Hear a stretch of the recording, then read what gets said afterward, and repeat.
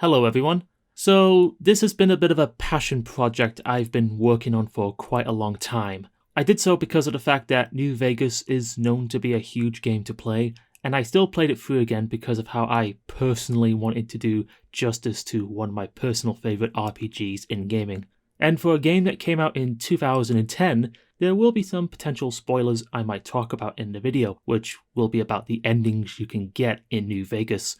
By the time I get there, I will put a timestamp on screen in case you don't want to be spoiled and you want to get to my final conclusions of the game and so on. So sit back and enjoy my first episode of Iron Zaku Recommends Fallout New Vegas.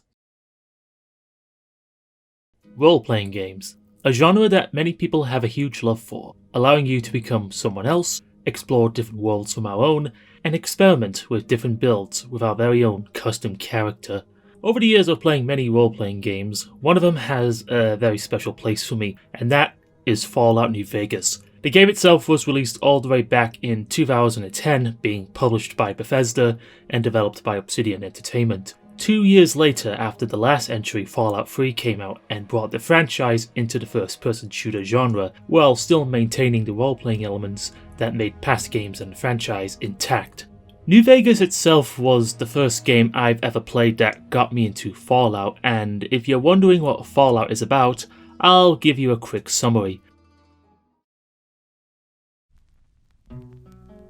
Fallout debuted in 1997 and became a long-running franchise that takes place in a nuclear wasteland of America after the nuclear bombs fell due to the Great War between America and China. In preparation of this outcome, a company called Vault-Tec worked to make these underground bunkers called vaults for humanity to take shelter during the nuclear holocaust. Our American way of life, isn't it grand? Peace, freedom, and bacon and eggs. Seems perfect. But what if it's not? Friends, your future may not be as secure as you think. Where will you be when the atomic bombs fall? After that, survivors that come out of these vaults would form new groups to restore order and build their own societies, in a world that is filled to the brim with many different bandit groups, nuclear monstrosities, and other dangers that roam the world. Hopefully with some of the context I have given for you guys about what Fallout is, let's get to talking about my favourite game in the franchise, Fallout New Vegas. The game boots up as usual with your typical company logos. While that goes on, however, the main menu theme kicks in, and I got to say, the track itself is an epic way to start off New Vegas. I'll let you have a listen so you get what I mean.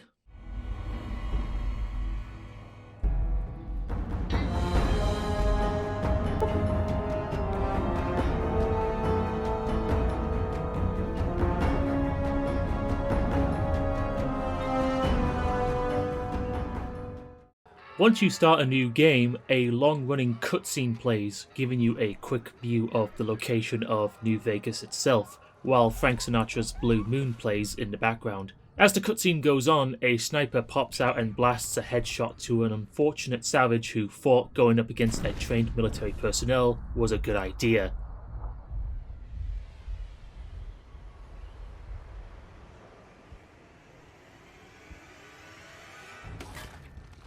Which is then followed by a group of scouts running by in Roman-like armor and a pan-out shot of a man in a checkered suit with a gang next to him, while one of them seems to be digging a grave for someone they killed. After that, narration kicks in, which does a great job of filling you in on what goes on in the Mojave, being voiced by Wand Perlman, who surprisingly did the narration of the Fallout games since the beginning, as a quick fun fact.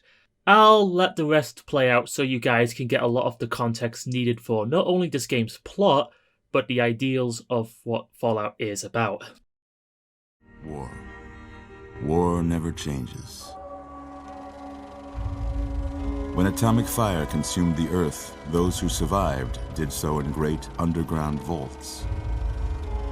When they opened, their inhabitants set out across the ruins of the old world to build new societies, establishing villages, forming tribes. As decades passed, what had been the American Southwest united beneath the flag of the new California Republic, dedicated to old world values of democracy and the rule of law. As the Republic grew, so did its needs. Scouts spread east, seeking territory and wealth in the dry and merciless expanse of the Mojave Desert. They returned with tales of a city untouched by the warheads that had scorched the rest of the world, and a great wall spanning the Colorado River. The NCR mobilized its army and sent it east to occupy Hoover Dam and restore it to working condition. But across the Colorado, another society had arisen under a different flag. A vast army of slaves forged from the conquest of 86 tribes, Caesar's Legion. 4 years have passed since the Republic held the dam, just barely, against the Legion's onslaught. The Legion did not retreat. Across the river, it gathers strength. Campfires burn, training drums beat. Through it all, the New Vegas Strip has stayed open for business, under the control of its mysterious overseer, Mr. House, and his army of rehabilitated tribals and police robots. You are a courier, hired by the Mojave Express to deliver a package to the New Vegas Strip. What seemed like a simple delivery job has taken a turn for the worse. After that is over, you soon realize the dead body that was about to be buried is, in fact, the main character you will get to play as, known as the Courier, who not only gets robbed of a very important package you were meant to be delivering, but also gets shot in the head by one of the main antagonists of the game, Benny, who does start off the game with some memorable lines before putting a bullet in your head. Maybe cons kill people without looking them in the face. But I ain't a fink. Dig? You've made your last delivery, kid. Sorry you got twisted up in this scene. From where you're kneeling must seem like an 18-carat run of bad luck. Truth is, the game was rigged from the start.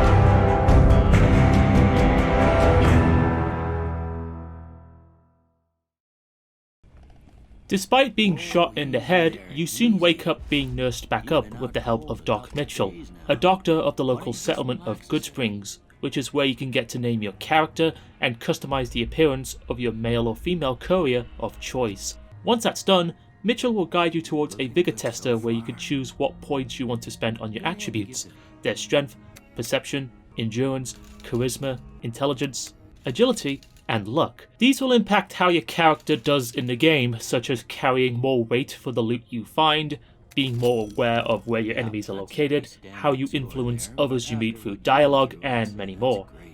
Once that's sorted, you are then being asked questions by Mitchell along with answering the first word he says to taking a Rorschach test. All that leads up to you choosing what skills you want to tag, which you can only choose 3, which in a way gives your chosen skills a head start compared to the rest, which you will have to level up down the line. Finally, you get to choose 2 traits that all come with their own pros and cons, so when you get to that, take your time to decide what fits best with you and your character build. Though one of my personal favourite traits is the Wild Wasteland trait, which I'll talk about later. Before leaving for the open world of the Mojave, Mitchell gives you back all of the items he found on you, including a delivery note that informs you that the package you were meant to deliver was a platinum chip. Look, I thought it might help me find a next of kin, but it was just something about a platinum chip. I'll quickly talk about the platinum chip when we get into spoilers, but to keep things short and spoiler free, the chip is majorly important to 2 of the 4 main endings that you can get when playing Fallout New Vegas. Mitchell then asks you to talk to Sonny Smiles, who will help you with dealing with the wasteland with tutorials, to asking the locals on what happened to you and the man who shot you, and even telling you to talk to Victor, a robot that somehow was the one who dug you out of the grave. You should talk to Sonny Smiles before you leave town. She can help you learn to fend for yourself in the desert. She'll likely be at the saloon. I reckon some of the other folks at the saloon might be able to help you out too. And the metal fella, Victor, who pulled you out of your grave. Anyway, you ever get hurt out there, you come right back. I'll fix you up. But try not to get killed anymore. Once you have stepped out the door, you then see Victor, who you can talk to, who fills you in on what happened from his perspective, while having a cheerful cowboy face.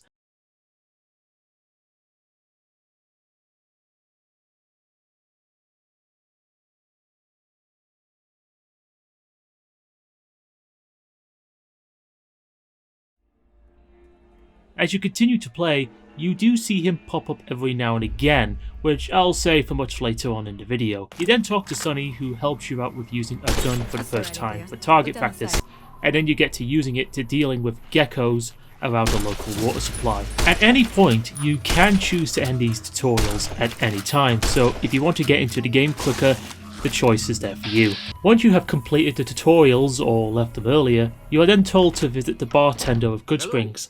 However, when you step in the bar, a member from a gang called the Powder Gangers threatens to burn the town to the ground if the residents do not turn in a man called Ringo who has been on the run from them. This is the first major event in the game where you got to make a choice. Do you help Ringo and the town fight back, or do you help this gang literally paint the town red and kill everyone on sight? In my playthrough, I went with helping out the town of Goodsprings and killed the Powder Gangers, who thought they could easily get the job done. Doing either choice then opens up how your reputation is impacted with both sides. Since I helped out Goodsprings, I have become idolized by the community, the highest positive reputation you can get, while being vilified by Powder Gangers who will shoot at you the next time any of their members come across you. Doing positive or negative actions against the many factions you come across is up to the player, along with paving the way for how they interact with you and how the stories can conclude with the many different side endings you can get for them. So once I helped both Ringo and the town of Goodsprings, I then went out of my way to follow the main quest given to me of hunting down Benny, which does have you go on a journey towards many different settlements and locations till you reach New Vegas itself. Graphically, New Vegas is a decent looking game so many years later after launch. The setting of the Mojave Desert does help give you that feeling of a world that is long gone due to the events that caused Fallout to be what it is. There is a lot for you to discover within this huge map of a game, from the ruined settlements of people trying to live their lives, to abandoned buildings and faction camps for you to bump into. Keeping in touch with the series, you can even find vaults for you to discover, which does give you a great idea of what it was like for people to live in them for so many years before coming out of them. However, some of them have since been filled with many different monsters and enemies for you to fight with, to huge bugs and creatures thanks to nuclear radiation, and hostile bandits who are addicted to the many chems that you can use in the game.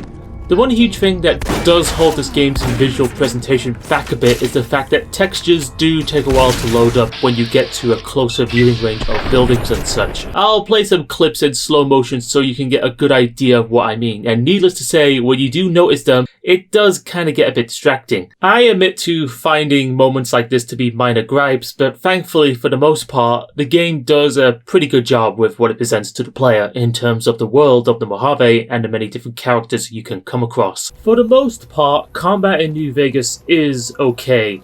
The weapons you can use give a weird janky feeling, from the gunplay to using both melee and unarmed weapons you can loot or buy from while using bottle caps as the game's main currency. But what makes up for combat is VATS.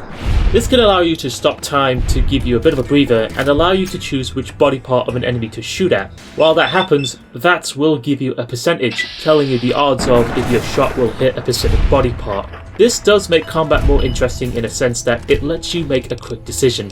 Do you go for a headshot for more damage? Do you cripple some limbs which can either disarm someone or reduce their movement speed? Stuff like this I think really makes combat the highlight at times. Seeing you fire your weapon in slow motion of choice and seeing the end result of what you did. The funny thing about it though is that sometimes physics can be kind of a mess where enemies can fly everywhere once they're dead at times. But personally, I'm not complaining. When leveling up your character, you choose which points go into what skills you have, These can range from how well you do with certain weapons, being able to be better at hacking and lockpicking, to how you succeed on speech checks when talking to those you come across, and many more. Along with that, at every 2 levels, you can choose a perk to acquire which can allow you to either add another point to your attributes, improve how better you do with certain skills, new dialogue options, and to dedicate yourself on what perk build suits you most. Unlike most role-playing games where you could become a sort of jack of all trades at the maximum level cap, New Vegas really forces you to pick what skills you want to dedicate to, along with the fact that you can't have all the perks. I like this because of the fact that it does make you take your time to decide what character build is most suited towards your playstyle, which makes leveling up more interesting and compelling in a sense where you got to pick a build and stick with it. What I also love about this game is how uniquely different the many factions you come across, minor or not, have their own sense of personality when exploring the Mojave. One of my personal favourite examples is when you get to Freeside just outside of New Vegas. There's a group called the Kings, who all of the members dress and talk like the man Elvis Presley himself. Look, Rexy, someone new's come to see us. Poor boy. He hasn't been feeling well lately. I'm the king. What can I do for you? Maybe so. Maybe so. Which I think is really great in showing this game's influences on all the generations of musicians, along with capturing the look and feel of Las Vegas of old. Speaking of music, the soundtrack in this game for the most part is honestly excellent. The many licensed tracks that the game has really pushed up New Vegas in terms of enhancing the setting with classical jazz, country, and many more from all the singers and bands of the past. Because of this, New Vegas even opened my eyes to listen and experience similar tracks from the likes of Frank Sinatra and Marty Robbins as huge examples. Now, I can't play any of the tracks for too long for, well, YouTube reasons, but I will put a link in the description of tracks you can hear in the game to give you a better idea of what to experience. So overall, the tracks that New Vegas has are definitely the game's biggest highlight for me, though the game's original score is still fairly good and worth a listen every now and again. Along your journey, you can even choose to have a companion join you, which there are roughly 8 in total in the game. Each of them do have their own personality and ways of helping you out in combat with their own companion perks, to even having their own quests for you to complete. Of course, all of them do approve or disapprove of you depending on what actions you do in the game. You can only take one at a time though, so you can't just build up a small army that will wipe the floor with those unfortunate to stand in your way. However, what I do like about them is that the more time you spend with them and talk to them in dialogue, they do open up more and become quite compelling in my opinion. Another thing I love about this game is how many references you can find. Remember early on when I said that one of my favourite traits to have is the Wild Wasteland? It's a trait that makes the Wasteland have a more wacky experience with finding Easter eggs and many other references you could discover. Some examples I can share is finding a fridge outside of Goodsprings with a skeleton and a hat inside, which is a reference to Indiana Jones, in particular with the 4th film in which he survives a nuke by hiding in a fridge. Don't ask how that happened in the movie, it's pretty dumb. Another Easter egg you can find is the burnt skeleton corpses in Nipton named Owen and Beru. This is of course a Star Wars reference of Luke Skywalker's aunt and uncle that were burnt to a crisp by stormtroopers in A New Hope. There are many more I can talk about, but I'll keep the rest out as a surprise in case you do pick up the game down the line. But rest assured, when you discover more hidden cultural references, they will put a smile on your face. As much as I talked about why I enjoyed New Vegas, you may be thinking it's a game where it can't do no wrong, right? No. The game sadly still has its technical issues years later. Besides saying earlier how textures take a while to load up, there can be times in my experience where audio for characters that are meant to be talking to you don't say anything at all. You can still read the dialogue thankfully so you know what they're saying, but at a moment like this, it can give some awkward silence. Another thing that bugs me is how invisible walls are used. Now, I get that many games don't want you to leave the map literally, but there are moments that they are used that don't make sense. For example, if you want to climb over a hill to get to a quest that's on the other side, similar to climbing mountains in Skyrim, you are going to be blocked from taking the easy way, even though you could literally get to the other side and the invisible wall has no reason to be there. As for your character, your base movement speed I think is very slow. I get the game wants you to take your time to be immersed in the Mojave, but it got to a point where I admit to installing a sprint mod just to make moving faster to be a bit more better. And for a game that is known to be buggy, save a lot. Some of the bugs can be funny, which I'll show later in my own compilation, but there can be times where New Vegas does something that everyone that plays games fears. it crashes, and it can be annoying when you're about to do something major only to have the game pull the plug on you. So remember, in times like this, you might have to save a lot out of fear of losing progress. Another thing I admit to calling out is how the game recycles its voice actors. Even though the voice acting for the most part is good, you will bump into NPCs that still have the same voice actor as someone you've already bumped into. Have a quick look so you know what I'm talking about. Help? Oh, well, you could speak to Ranger Jackson. He might have something for you. Soldiers, no. Recruits, yes. And the Mojave Outpost has been ordered to have a standing force at the NCR perimeter at all times. There's an old wasteland legend that says somewhere out there is a fabulous treasure from before the war. Those caps with the blue star on them, the tale goes, are the key to that treasure. They're called Sunset Sarsaparilla Stars. Are you fucking kidding me? First I get my leg smashed, and then in walks the Powder Ganger's Grim fucking Reaper. Finally, while the story is good, some characters do get left out a bit in the dust. Victor, as I mentioned before, does have some intrigue on why he pops up for you to see him from time to time, but by the time you get to New Vegas, he doesn't do much afterwards, in case you side with his boss as one of the 4 main sides for you to choose from. It would be one thing if he does become an AI companion or something else major for his character, but sadly he's just reserved to ask which floor you want to go to in the Lucky 38. Which then brings up the final part of the game that I want to talk about, and that's who you can side with, which impacts what ending you get not only for New Vegas, but for the Mojave as a whole. Now, for this one, there will be some spoilers discussed, so if you want to get to my final thoughts and so on, click on this timestamp on screen in case you may be planning on picking up this game. But for the rest that have played New Vegas, or those who don't mind spoilers, then let's begin. As soon as you arrive in New Vegas to deal with Benny in any way you see fit, the game does open up with 4 major sides for you to choose from for the upcoming second battle of Hoover Dam. There's the New California Republic, Caesar's Legion, Mr. House, and Yes Man. The first 3 have a sort of common theme of old world blues where they want civilization to be run under their own power and law, but the way they run things is different. The New California Republic wants the many residents of the Mojave and New Vegas to be formed under their government, which, while they do benefit from having NCR citizenship rights and protection, they do have a tendency to bully smaller settlements to integrate into the New California Republic, along with the fact that their citizens must pay some really high taxes. Caesar's Legion wants humanity to unite under their banner, which in the process gives dawn to a totalitarian empire. I mean, the first time you encounter them isn't the best when you arrive in a town called Nipton, where Legion members not only burned the town down, but made many of the residents and powder gangers suffer through being executed, being burnt on piles of tires set on fire, and being crucified. But surprisingly enough, if you do take the time to learn about them and what makes their leader tick, you do see where they're coming from. But that of course depends on if you think order through brutality and fear is the best for the world. And as a quick fun fact about them, they were going to appear in Black Isle Studios' version of Fallout 3 in the early 2000s, codenamed Van Buren. But that game got cancelled and the concepts of Caesar's Legion were then later looked at and changed by Obsidian. And that's how they were included in New Vegas, for you to either join or be against.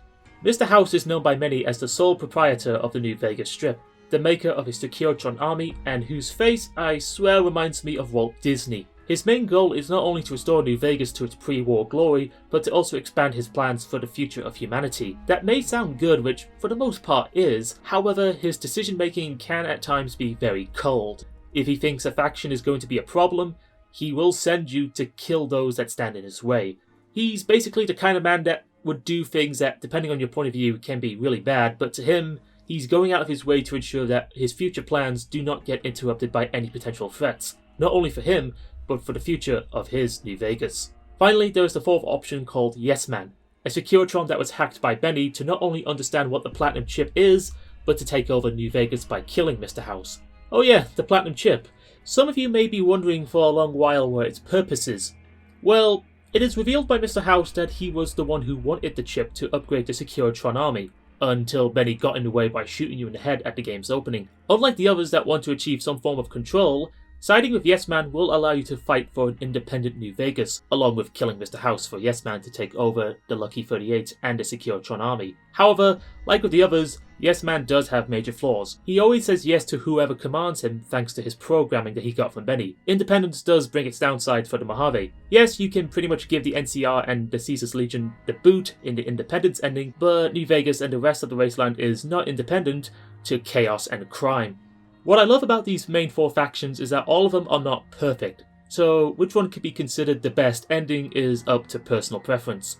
There is no other best choice out there, so in this case, you are kind of put in a hot spot in deciding the future of the Mojave. How the story ends is up to you.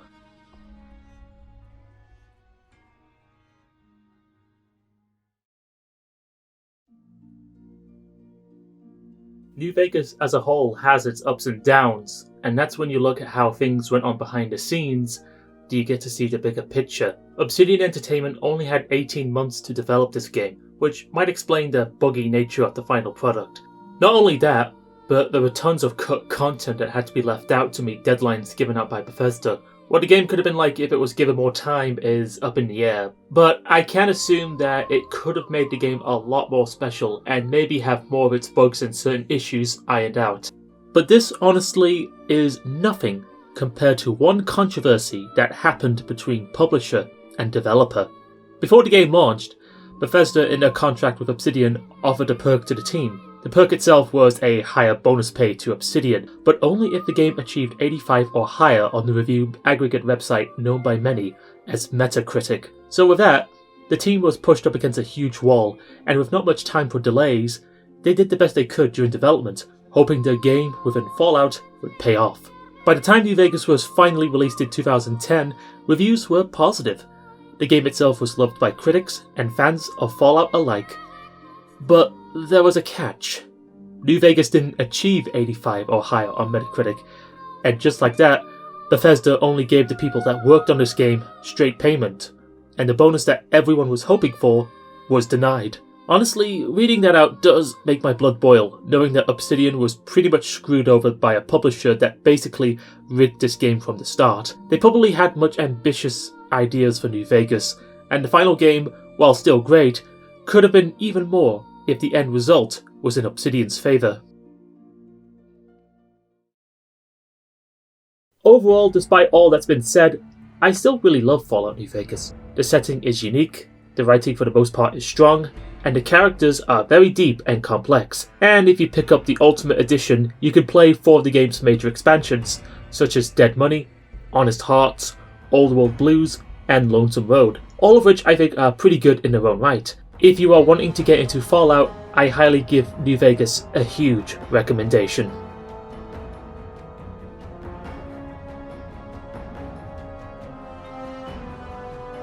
Thank you all for watching my first episode of Iron Zaku Recommends. I hope you all enjoyed the video, and if you want to see more future commentaries down the line, then please hit that like button and subscribe. Also, I want to give a huge shout out to a good friend of mine, Alex from Trash Talking, who helped me along the way when making this script. So please, show some love and support by checking the Trash Talking channel in the description down below. And now, here's a short compilation of some of the more funnier bugs I came across. This is Iron Zaku signing out, and I'll see you next time.